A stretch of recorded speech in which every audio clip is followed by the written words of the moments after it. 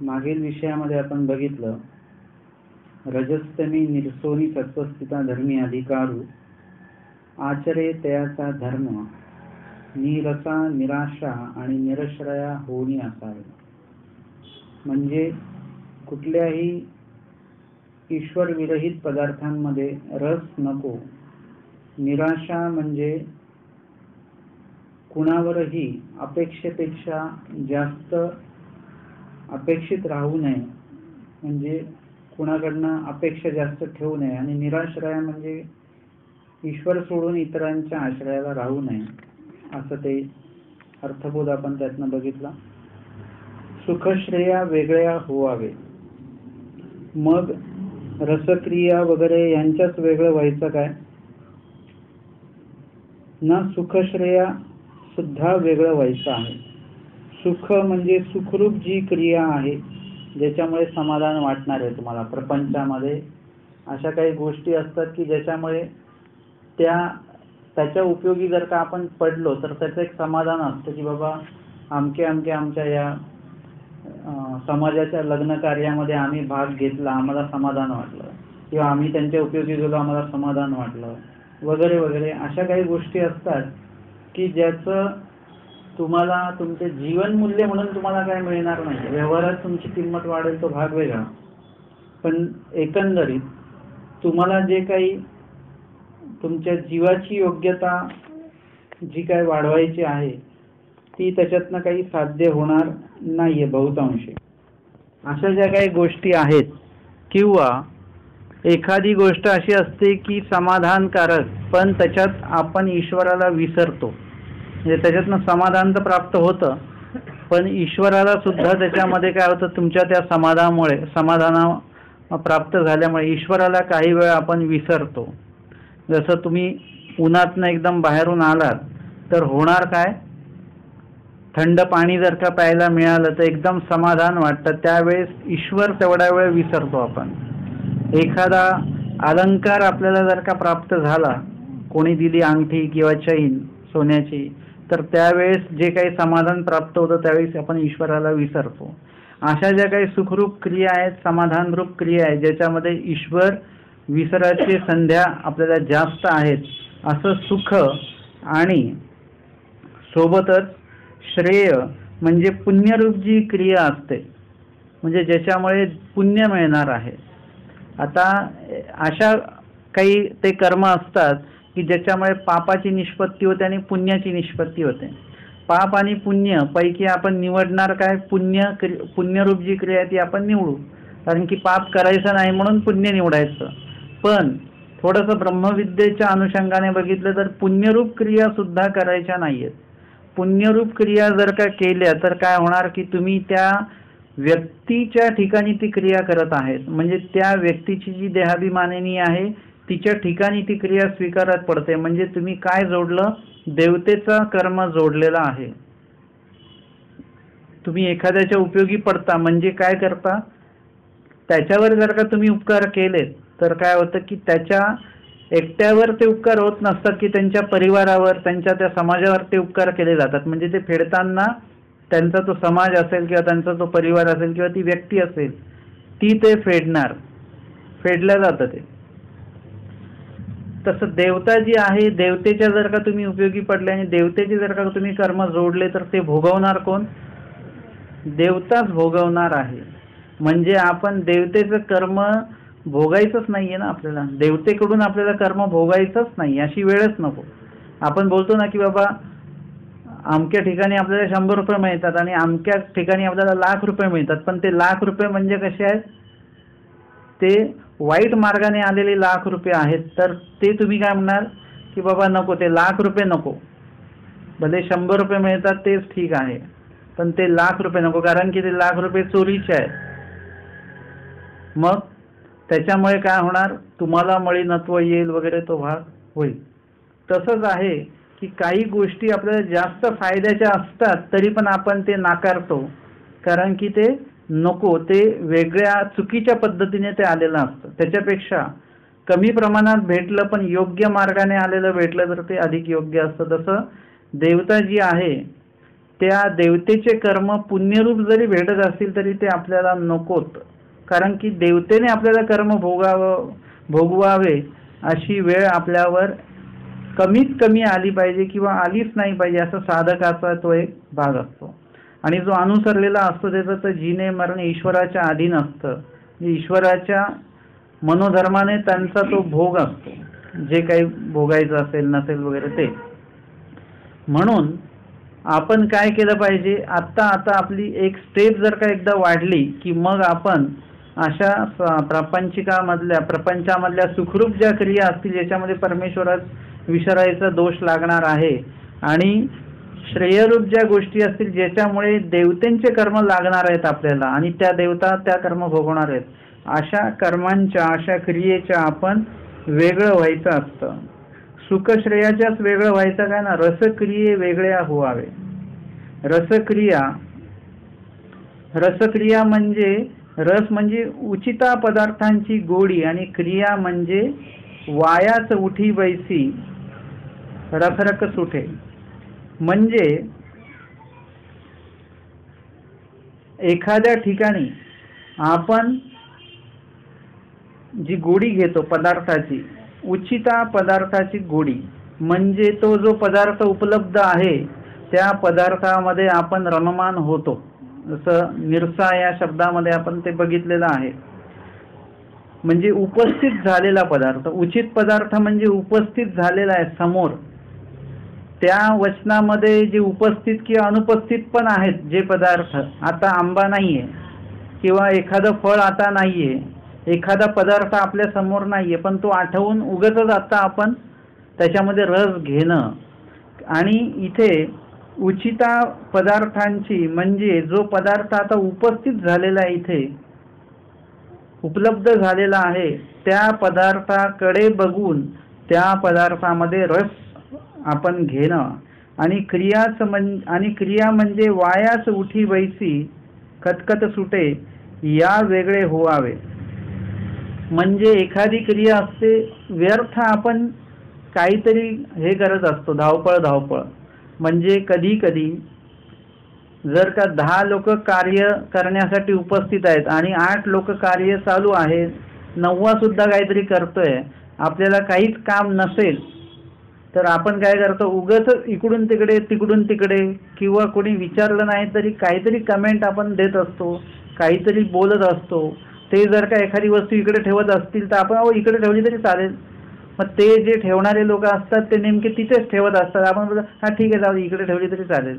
उगाचच ते म्हणजे इकडे ठेवा असंही आपण म्हणतो आणि आपण म्हटलं तिथे ते ठेवत नाही, मग आपण उगाच म्हणतो की बरं तिकडे ठेवलं तरी काही हरकत नाही. म्हणजे हे उगाचच व्यर्थ आपण धावपळ आपली चालू असते. म्हणजे खूप वेळा असं असतं की आपल्या सल्ल्याची कोणाला गरज नसते, आपल्या मदतीची आवश्यकता नसते, पण काय होतं की आपण तिथे व्यर्थ आपण आपली एनर्जी खर्च करत असतो. त्याच्यामध्ये तुम्ही काय बघा की तुमचं कुठे योगदान उपयुक्त ठरणार आहे किंवा 8-9 लोक कार्य करतायत त्यांना पूरक असं तुम्ही कुठलं कार्य करू शकता की त्यांना मदतनीस होईल आणि त्यांना उपयुक्त पण ठरेल किंवा अजून त्याच्या वेगळं दुसरं काही कार्य असू शकतं, ते तुम्ही बघा. व्यर्थ जे काही कार्य आहेत आणि उपस्थित ईश्वरा व्यतिरिक्त जे काही पदार्थ आहेत त्याच्यामध्ये उगाचच आपण रममान होऊ नये. रस याचा अर्थ षडरस, नवरस आणि द्वादश रस असा सुद्धा अर्थ लावला जातो. म्हणजे त्याच्यामध्ये उसाचा रस, मध, त्याच्यानंतर तूप असेल, तेल असेल वगैरे ह्या ज्या काही गोष्टी आहेत, फळांचा रस असेल, ह्या सगळ्या गोष्टी सुद्धा त्या रसामध्ये येतात. हे षडरस, नवरस, द्वादश रस असे ते मोजलेले आहेत. तर त्याच्या ठिकाणी सुद्धा आपण काय त्यांच्या वेगळं व्हावं. म्हणजे ज्या ठिकाणी रसरूपता आली त्या ठिकाणी रममानता आली आणि जिथे रमलो तुम्ही तिथे रमल्यानंतर मग सगळ्यात पहिले म्हणजे आपल्याला वेळेचं भान कळत नाही, किती वेळ गेला, त्याच्यानंतर किती कामं आपली त्याच्यामुळे अडून आहेत तर ते आपल्याच्या एक लक्षात येत नाही. म्हणजे सर्वार्थाने कुठेतरी नुकसान होतं आणि त्याचा फायदा काहीच नसतो, हे पण तेवढंच महत्त्वाचं आहे. जसं आज समजा मोबाईलमध्ये काही लोक काही खेळ खेळतात, त्याच्यामध्ये टोटल वेळ वेस्ट आहे, पूर्ण वेळ वाया आहे. जेवढ्या काय अशा काही रसरूप क्रिया असतील वगैरे त्याच्या वेगळं आपण असलं पाहिजे. आता असे आचार करीत असताना जर का पूर्वपरिचित लोकांचा जर का योग आला तर मग कसं करायचं? म्हणजे काही ओळखीचे लोक जर का भेटले तर मग कसं वर्तन आपलं असलं पाहिजे, म्हणजे कुशलता कशी असली पाहिजे. आपण पटकन एखाद्याला आपलं आचार जो असतो तो सांगून मोकळा होतो, किंवा आम्ही काय ठरवलं ते सांगून मोकळं होतं, पण तसं नसतं. सगळ्यांना असं सांगून मोकळं व्हायचं नाही. समोरच्याची बुद्धिमत्ता वगैरे वैचारिकता सगळं जाणून मग त्या समोरच्याशी संवाद साधायचा असतो आणि ते त्याच पद्धतीमध्ये बोलायचं असतं. म्हणजे एखादा व्यक्ती जर असा डोकं लावणारा भेटला मग त्याला पूर्ण काही परिहार देत बसायचा नाही. त्याला त्याच्या मनाप्रमाणे फक्त हो हो, तो म्हणाला उपवास आहे का, हो उपवास आहे, बस बोलून मोकळं व्हायचं. तर ही कुशलता जी आहे ती आपल्याला जमली पाहिजे.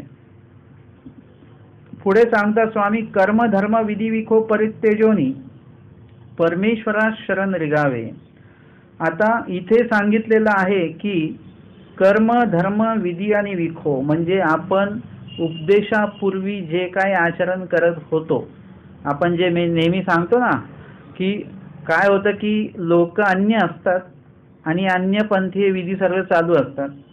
मग कधीतरी कुणीतरी भेटतं आणि जबरदस्ती उपदेश देतो म्हणा, किंवा कोणाच्या तरी देखोवे की आपण उपदेश घेतो म्हणा, किंवा परंपरेने उपदेश घ्यायचा म्हणून घेतल्या जातो म्हणा. आणि मग अशा वेळेस आपल्याला विधी काही माहिती नसतात, कारण की गुरु कान फुकून लगेच पळून जातात, निघून जातात ते. तर मग अशा वेळेस होतं काय की आपणही कधी गुरुंशी संपर्क साधत नाही, किंवा इतर जे कोणी साधू मंडळी येतात त्यांच्याकडनं कधी आपण ज्ञान ग्रहण करण्याच्या ह्याच्यामध्ये पडतच नाही. मग अशा वेळेस काय होतं की आपण अज्ञानच राहतो. मग आता आमकं सण आला, मग करायचं काय? मग ते काय केलं जातं, विधी परिवर्तन केल्या जातात. म्हणजे अन्य घरात जे आपण विधी करत होतो तेच विधी आपण काय करतो, आपल्या ह्याच्यामध्ये विधीच्या माध्यमातून आपण करतो. म्हणजे तिकडे जर का आपण पान सुपारी वाहत असू लगेच इकडे पण आपण तसं करतो. तिकडे आपण जर का अमकी गोष्ट करत असू तर इथे पण त्या पद्धतीने ते केल्या जातं. तिथे जर का आपण उपवास करतो इथे सुद्धा लगेच उपवास पकडला जातो. म्हणजे तिकडचेच विधी इकडे करायचे, सेम विधी, फक्त काय झालं दिशा बदलली. तिकडे देवतेच्या ठिकाणी करत होता, आता इथे देवाच्या नावाखाली केल्या जातं. हे विधी देवाचे नाही आहेत बरं का, आणि देवानी सांगितलेले पण नाही आहेत. पण आपल्याला काही विधी माहिती नाही आहेत आणि इथे विधी तर करायचं आहे. मग काय करायचं, तर मग ते अशा पद्धतीने करायचं की कर्म धर्म विधी विखो. कर्म म्हणजे बहिर्याग रूप आणि व्यवसाय रूप जे कर्म आहेत ते कर्म. बहिर्याग रूप म्हणजे जेवढे काय देवता धर्मामध्ये तुम्ही आचरण करत होते किंवा व्यवहारामध्ये जे काय आचरल्या जायचे ते सर्व धर्म, ते सर्व कर्म. आणि धर्म म्हणजे द्वादश धर्म सांगितलेले आहेत. म्हणजे बहिर्याग रूप देवतादी सर्व जे जे काही कर्म तुम्ही करत होते ते. आणि आता धर्म म्हणजे द्वादश रूप म्हणजे 12 प्रकारचे धर्म मानले गेलेले आहेत आणि त्याच्याही पेक्षा अधिक धर्म आहेत. देशधर्म आहे, ग्राम धर्म आहे. देशधर्म म्हणजे देशाचं जे काही नियमावली आहे ते पाळणे. ग्राम म्हणजे गावाची नियमावली वेगळी असते ती पाळणे. जाती धर्म म्हणजे त्याच्यामध्ये पण आपण कुठल्या जातीचे आहोत त्यानुसार, आमच्या जातीत असं नाही चालत, आमच्या जातीत तसं नाही चालत, असं सगळं चालतं. कुळ धर्म त्याच्यामध्ये पण आमचं कुळ म्हणजे कुठलं आहे तो धर्म पाळणे. वर्ण धर्म परत कुठल्या वर्णाचे आहेत. आश्रम धर्म,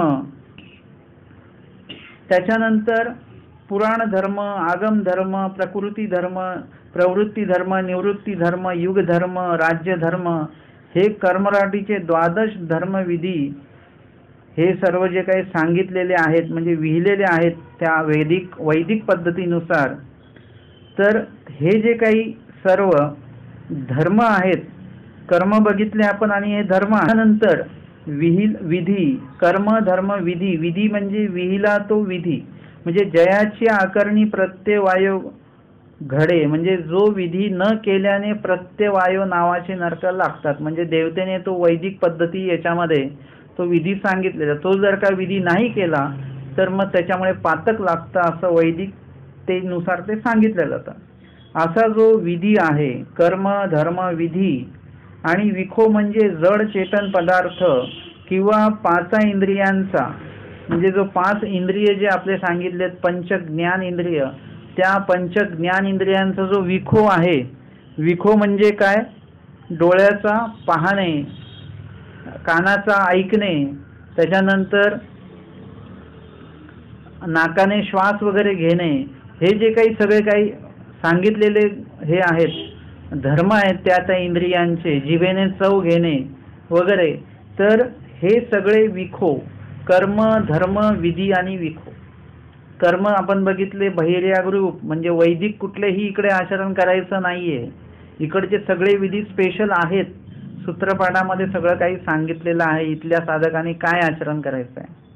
त्याच्यानंतर धर्म, धर्म म्हणजे द्वादश रूपी जे तिकडचे धर्म सांगितलेले आहेत.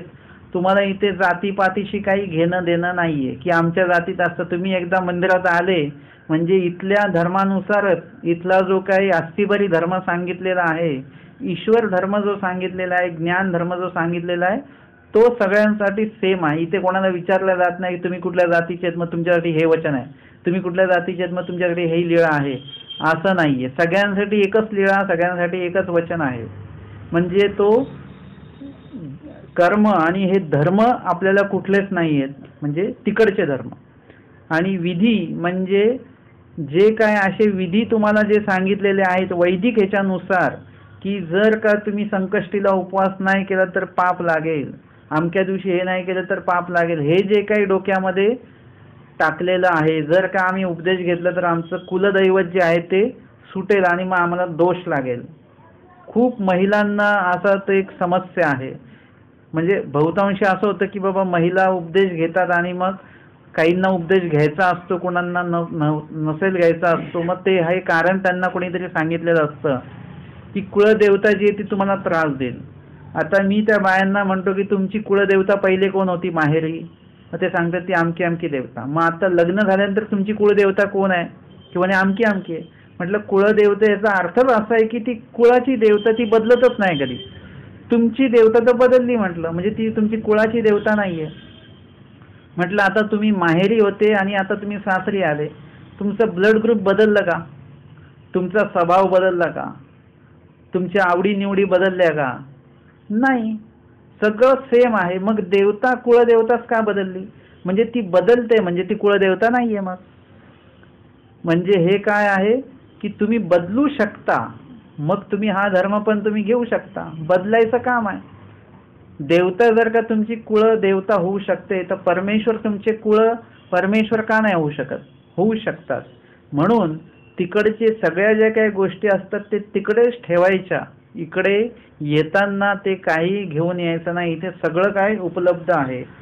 कर्म धर्म विधी आणि विखो म्हणजे जेवढे काही जड चेतन पदार्थ असतील किंवा पंच ज्ञान इंद्रियांचे जे जे काय आपण तिकडे सवयी लावून घेतल्या असतील. समजा आपल्या जिव्हा इंद्रियाला कुठेतरी अभक्ष खाण्याची सवय आहे, म्हणजे नॉनव्हेज ज्याला आपण म्हणतो, मांसाहार करण्याची सवय असेल, ते आपण सोडू शकतो. तिकडे जर का आपल्याला काही वेगळं संगीत ऐकायची सवय असेल तर इथे आपण देवाच्या काही लीळा वगैरे ऐकण्याची सवय आपल्या कानाला लावू शकतो वगैरे वगैरे. डोळ्यांना जर का दोषच बघण्याची सवय असेल तर गुण बघण्याची सवय आपण इथे लावू शकतो. म्हणजे तिकडचे जेवढे काही दोषरूपी कर्मधर्म विधी विखो असतील त्या सर्वांचा त्याग करून परित्यजोनी म्हणजे त्यागून, स्वामींनी सांगितल्यावर काय त्यागा तिकडचं, इकडे काय आणू नका. परमेश्वराशी शरण रिगावे म्हणजे कोणाला शरण जायचं, परमेश्वराला शरण जायचं. शरण जायचं म्हणजे काय, फक्त उपदेश घ्यायचा ह्याला शरण जाणं नाही म्हणत, फक्त दीक्षा घ्यायची याला शरण जाणं असं म्हणत नाहीत. शरण जाण्याची क्रिया पण घडली पाहिजे. जसं आपण एखाद्याला मला माफ करा म्हणतो तेव्हा त्या शब्दांमध्ये पण तो नम्रपणा असतो, त्याच्या त्या मानेमध्ये पण नम्रपणा असतो. म्हणजे मान अशी वाकलेली असते त्याची, चेहरे त्याचा डोळे जे असतात ते जमिनीकडे असतात. एखादं कोणी कोणाच्या डोळ्यात डोळे टाकून असं माफी नाही मागत, मला माफ करा असं नसतं. माफी मागणारा कधी पण असा नम्र असतो, त्याचे डोळे नम्र असतात. म्हणजे त्याच्या त्या पूर्ण देहबोलीतनं त्याचा जो माफ हा शब्द जो असतो तर देहबोलीतनं बोलत असतो, अक्षरशः नुसतं शब्दरूपी नसतो तो. तसं तुम्ही शरण जाणे हा जो काही प्रकार आहे, नुसतं गोसाव्यांचे चरण शरण चरण शरण नुसतं एवढं तुम्ही बोलल्याने तुम्ही चरण आणि चरणी शरण गेलेले असा अर्थ नाही होत. तर वास्तविक शरण जाण्याचं पूर्ण वर्तन तुमच्यामध्ये दिसलं पाहिजे आणि वाटलं पाहिजे की नाही कुठेतरी हे बदल आहे.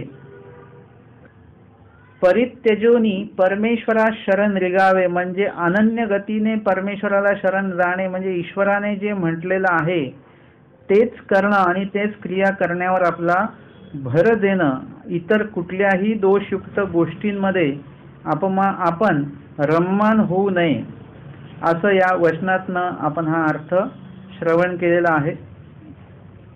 तर परमेश्वरा शरण रिगून आपण पुढे आचार कसा करायचा आहे. नुसतं शरण जाणं म्हणजे नेमकं काय, किंवा शरण गेल्यानंतर आपली जबाबदारी संपली का, किंवा आता आम्ही इथे पोहोचलेलो आहे, आता जीव घालायचं काम तुमचं आहे, म्हणजे आपण पोहोचलो म्हणजे निश्चिंत झालो, आता पुढची क्रिया त्या वाढणाऱ्यांची आहे. तसं देवा मी तुम्हाला शरण आलो, आता बाकीचं तुम्ही करावं, आता मी काही करणार नाही. मी उपदेश घेतला, मी दीक्षा घेतली, आता मी काही करणार नाही, आता तुम्हीच करा काय करायचं ते. तर तसं नसतं. शरण गेल्यानंतरचा आचार परत वेगळा आहे. म्हणजे शरण जाण्यासाठी जी मानसिकता तयार करायची त्याचा आचार वेगळा आहे, त्याच्यानंतर शरण जाण्याचा आचार वेगळा आहे आणि शरण गेल्यानंतरचा परत आचार वेगळा आहे. म्हणजे या सगळ्या टप्प्यांचे वेगवेगळे आचार आहेत.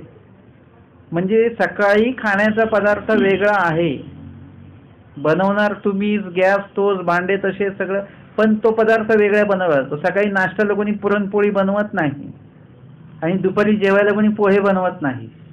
कोणी कंटाळा येणारे बनवतात, पण वास्तविक तसं नसतं. जेवणाचा पदार्थ वेगळाच आहे आणि संध्याकाळी जेवणाचा पदार्थ वेगळा आहे. त्याच्यानंतर मध्ये फराळाचे जे खायचे पदार्थ ते परत वेगळेच आहे.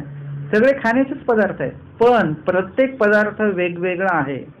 तसं आचार जो आहे, आचार हा म्हणजे एक जबाबदारीचा भाग आहे. आधी आचार कसा, मग त्याच्यामध्ये वृद्धिंगत, त्याच्यामध्ये वृद्धिंगत. आचार वेगळा नाहीये, पण आचारामध्ये वाढ वृद्धी जी आहे ती निरंतर त्याच्यामध्ये वाढ पाहिजे. की आम्ही आधी 15 गाठी स्मरण करायचो, आता आमच्या 5च गाठी होतात, हे उलट झालेलं आहे. आधी 5 गाठी व्हायच्या आणि आता 15 गाठी होतात, तर मग कुठेतरी व्यवस्थित आहे.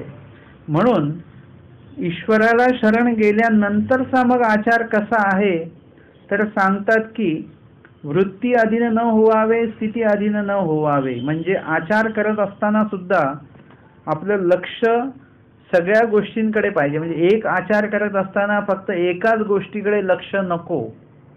जसं तिथे सांगितलेलं आहे चाटसीच्या त्या दृष्टांतामध्ये, ती जी चाटसी असते म्हणजे ती पळी असते, ती पळी, ती बाई, ती जी पळी असते ती कशा कशामध्ये उपयोगी जाते, ती खिरीमध्ये पण उपयोगी जाते, कढी बनवताना सुद्धा ती उपयोगी जाते, ती भाजी बनवताना उपयोगी जाते, डाळ बनवताना. म्हणजे ज्या वस्तूसाठी तिला उपयोगी नेता येईल, ज्या पदार्थांसाठी उपयोगी नेता येईल, त्या पदार्थांना ती उपयोगी जाते.